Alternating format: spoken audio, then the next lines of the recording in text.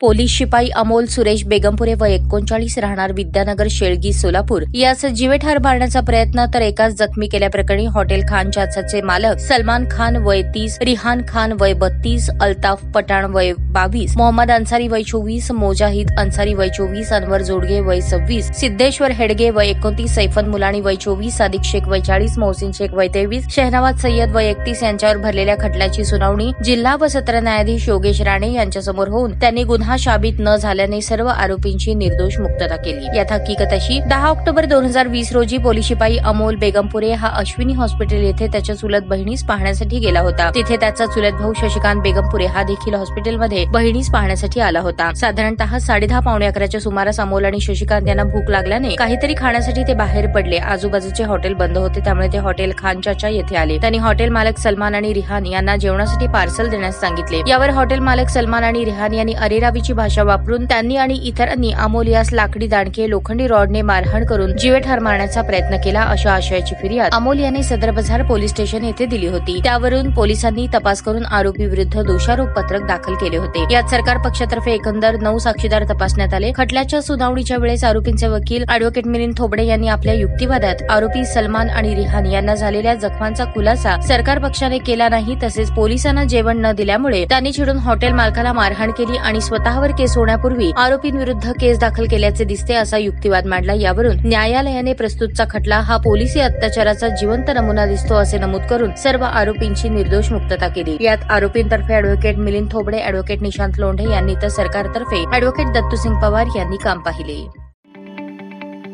ताज्या बातम्या पाहण्यासाठी प्राईम महाराष्ट्र न्यूज चॅनलला सबस्क्राईब करा।